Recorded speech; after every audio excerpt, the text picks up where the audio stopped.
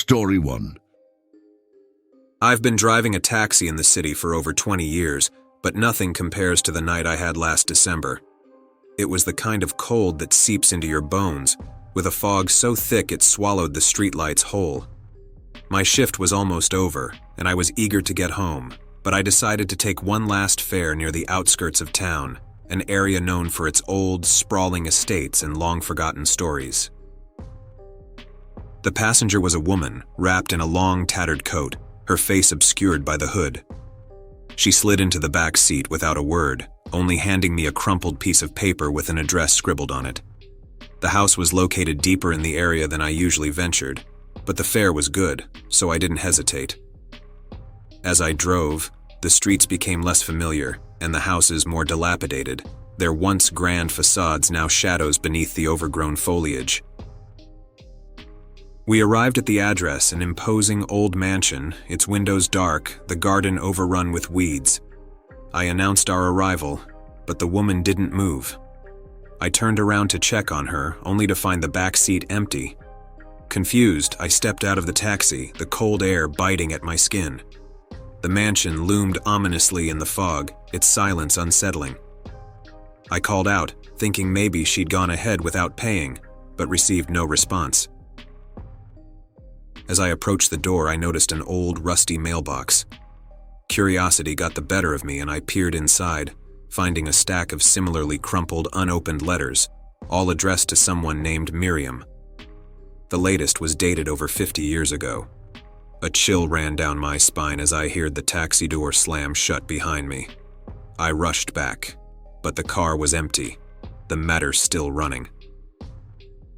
I drove back to the city in silence, unable to shake the feeling of being watched. The next day, I returned to the mansion, driven by a need to understand.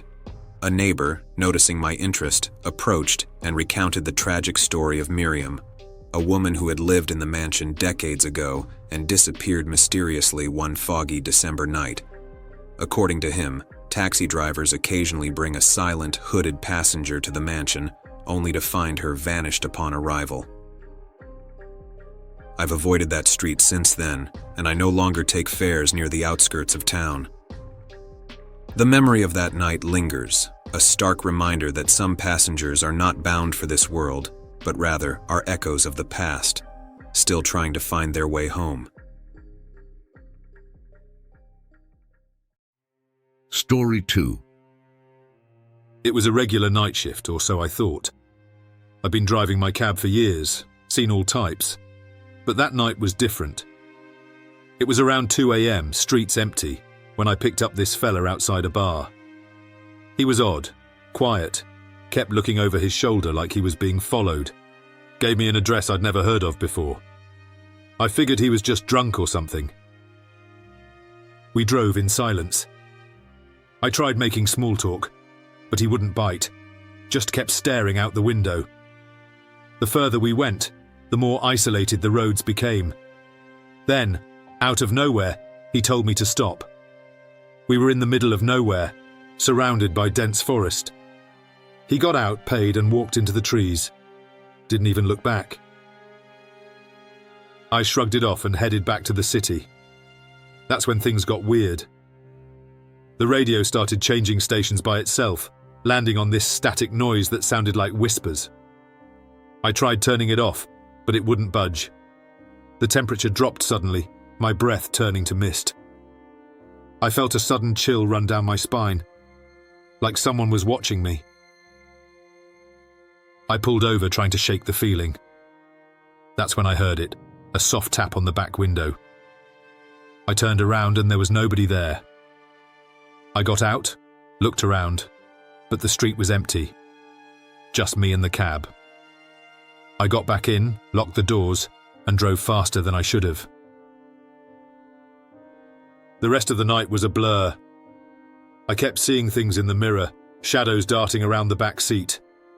Every stop sign felt like an eternity, every red light a trap. I couldn't wait for sunrise, for people, for normal. When I finally got home, I was a wreck. I tried to sleep, but every creak of the house, every gust of wind, sounded like someone whispering my name, It took me days to get back in the cab, and even then I couldn't shake the feeling of being watched. Nights turned into a game of nerves. I'd jump at the slightest sound, see faces in the windows. I told myself it was just stress, lack of sleep. But then, a week later, I saw him again. The same man, outside the same bar. He got into another cab, and I felt a cold hand grip my heart. I followed them, don't ask me why. Maybe I needed to know I wasn't crazy. They drove off to the same patch of nowhere, and he got out, walked into the trees. I waited until the other driver left, and then went after him. I don't know what I was thinking. I found a path, narrow and winding, leading to an old house hidden away. It looked abandoned, windows boarded up, door off its hinges. But I could hear something inside, a low moaning, like someone in pain. I went in, flashlight shaking in my hand. The place was a mess, furniture broken, walls stained. I followed the sound, down a hallway into a room at the end. And there he was, the man from my cab, lying on the floor. But he wasn't alone. There were others, all just lying there still, like they'd been there for years. And their eyes were on me, accusing, pleading. I ran, didn't stop until I was back in my cab, engine screaming as I tore away. I didn't stop driving until morning, until I was sure I was safe. But I'm not. I know I'm not. I see them now, everywhere, those eyes. I hear them whispering, calling me back. I don't drive at night anymore, don't go out if I can help it. But it doesn't matter. They're with me, always, just out of sight, waiting. And I know, one day, they'll come for me too. Story 3. I've been driving a cab for about 15 years now. Seen a lot of weird stuff, but nothing like what happened last October. It was a rainy night, the kind that makes the streets shine and the city look different. I picked up this lady around midnight. She was standing outside an old bar, the kind that doesn't get many visitors. She got in, soaking wet, and gave me an address in a part of town I hardly ever go to. The whole ride she was quiet, just staring out the window. Every time I tried to make small talk, she just nodded or gave a short answer. We reached this old house at the edge of the city. Looked like nobody had lived there for years. She paid, got out, and walked up to the house without looking back. I was about to drive off when I saw something in the rearview mirror. It looked like a figure standing in the middle of the road, but when I turned around there was nothing there, just an empty street and the sound of rain. I shook it off, thinking I was just tired, and drove back to the city. A few nights later, I was driving past the same street. Out of curiosity, I slowed down near that house. It was darker than I remembered. That's when I saw her again, the same lady, standing in the yard, staring at my cab. I stopped and asked if she needed a ride, but she didn't answer, just kept staring. Something about her eyes freaked me out. They were just empty. I drove off, feeling uneasy, couldn't get her out of my mind. The next day I asked around about the house. Turns out it's been abandoned for years. No one knew about any woman living there. I decided to go back there in the daytime, just to check it out. The house was just as eerie in daylight. I walked up to the front door, half expecting it to swing open. It was locked, windows all dusty and covered in grime. I peered through one of them and saw nothing but old furniture and darkness. As I turned to leave, I heard a noise from inside, like something fouling. I froze, listening, but it was silent again. That night I couldn't sleep. Kept thinking about the house and the woman. Decided to go back, don't know why. Maybe to prove to myself there was nothing there. I parked my cab down the street and walked up to the house. The door was open this time. I went in, flashlight in hand. The inside was cold, colder than it should have been. The air felt heavy, like walking through water. I checked the rooms one by one. Old furniture, peeling wallpaper, nothing else. Then I heard it again, that sound like something moving upstairs. I went up, each step creaking under my weight. The hallway was dark, my flashlight barely cutting through the blackness. I reached the end of the hall, the last room. The door was slightly ajar. I pushed it open and shone my light inside. The room was empty except for a mirror. I looked into it and saw her, the woman, standing right behind me. I spun around, but no one was there. Just me and the silence. I looked back at the mirror, and she was gone. I left the house feeling like someone was watching me the whole way back to my cab. I drove away, not looking back. I don't go to that part of town anymore. Sometimes, late at night, I still see her in my dreams, standing in the road, watching me. And I wonder, who was she and what was she doing in that house? Story 4. It was a night like any other, driving the taxi through foggy streets. I've been at this job for more than a decade, but nothing prepared me for that night. Around 2 a.m., a man hailed my cab. He was tall, dressed in an old-fashioned coat, and his hat shadowed his face. He got into the back seat, giving an address on the outskirts of town, and we drove off. He didn't say much, just sat there, quiet-like. As we drove, the fog got thicker and the streets darker. Something felt off. He didn't make small talk, just kept looking out the window. When we got to the address, it was an old house, looked abandoned. He paid in cash, more than the fare, and left without a word. I drove back towards the city, but couldn't shake this uneasy feeling. I checked my rearview mirror, and for a second, I thought I saw him still in the back seat. I stopped the car, heart racing, but when I turned, there was no one there, just an empty seat. The next few days, I couldn't stop thinking about that night. It was like a bad dream, but I couldn't wake up from it. I went back to that old house in the daylight, needing to see it wasn't as scary as I remembered. But when I got there, the place was even more run down. Windows boarded up, the gate rusted shut. I decided to ask around, see if anyone knew anything about the house or the man. Turns out the place had been empty for years, ever since the owner disappeared. No one knew much about him, just that he kept to himself, and then one day, he was gone. I tried to put it out of my mind, focus on my work, but every time I drove past that part of town, I felt a chill, like someone was watching me. Then, one night, I picked up a woman who looked like she'd been crying. She got into the back seat, and when I asked where to, she gave me the same address as the man. My heart skipped a beat. I told her I couldn't take her there, that it wasn't safe, but she insisted, said it was her family's old house, that she needed to go there. So against my better judgment, I drove her to the house. When we got there, she thanked me and got out. I watched her walk up to the house, then disappear inside. I waited a few minutes, but she didn't come back out. I got out of the cab, called her name, but there was no answer. I walked up to the house, the door creaking open at my touch. Inside it was cold, and the air smelled like dust and decay.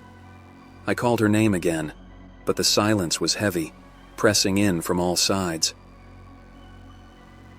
Then I heard it, a whisper, so quiet I thought I imagined it. But it got louder, a voice calling my name, leading me deeper into the house. I followed it, down a hallway, to a room at the end. The room was empty, except for a mirror on the far wall. I looked into it and saw the man standing right behind me. I turned, but there was no one there, just me and the whispering voice. I ran out of the house, got back into my cab and drove away as fast as I could. I didn't stop until I was back in the city, surrounded by lights and noise.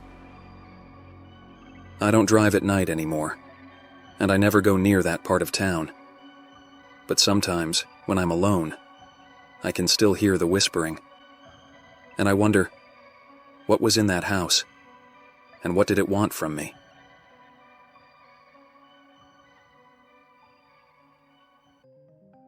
Story 5. I'm usually on the road, driving my big rig through states and towns, mostly keeping to myself. Long-haul driving can be lonely, but it suits me fine. However, there was this one night, a night I can't seem to shake off. I was coasting down a long stretch, nothing but my headlights piercing through the darkness. That's when I saw them, 2 teenage girls hitchhiking on a desolate stretch. It was odd seeing anyone out here, let alone young girls. They looked no more than 16, desperate and drenched from the storm. Against my better judgment, I pulled over. "Where you headed?" I asked, rolling down the window. "The next town over," one replied, shivering. "Please, sir, it's urgent." I hesitated, glancing at their soaked-through clothes and worried faces. "Hop in then," I finally said.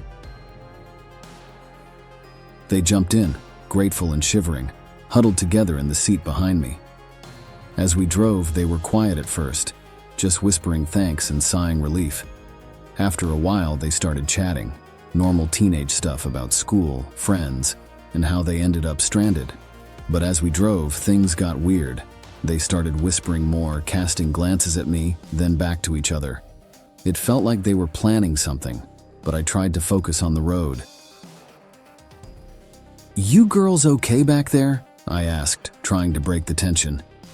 "Yeah, we're fine, sir," one responded, her voice a bit too cheerful. But something didn't sit right.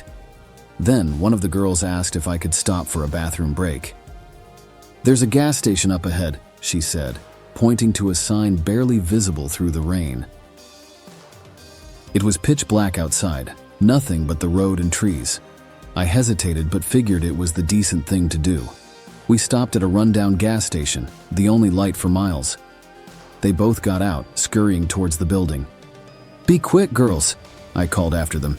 "Don't want to be out here all night." I waited, drumming my fingers on the wheel, feeling the unease growing. After what felt like forever, I started getting worried. I stepped out, calling for them, but no response. The station was deserted, eerie. I searched around, then heard a noise from the back of the truck. As I approached, I realized it was coming from my cargo. "What the?" I muttered, moving towards the back. That's when I felt a sharp blow to my head. Everything went dark. I woke up sometime later, the storm still raging, my head pounding. My truck was gone. Those girls, they weren't just runaways or hitchhikers. They were thieves, or worse. I staggered to the road, trying to flag someone down, but no one stopped. Hours passed, each minute dragging on, my body aching and mind racing. Finally, a patrol car found me, half conscious and bleeding. They said they found my truck abandoned miles away, the cargo stolen. They searched for the girls, but no luck. "You're lucky to be alive," the officer said, helping me into the car. I nodded, too exhausted to speak. After that night, I never picked up anyone again. Those girls, their faces haunt me. Sometimes I think I see them on the side of the road, but it's just shadows. I keep driving, always looking over my shoulder, never stopping for long. That one act of kindness almost cost me everything, and the open road, it doesn't feel the same anymore. It's darker, more dangerous. I just keep on driving, trying to outrun the memories and the fear. But some nights, when the road is empty and the wind howls, I can hear their whispers and I know they're still out there somewhere.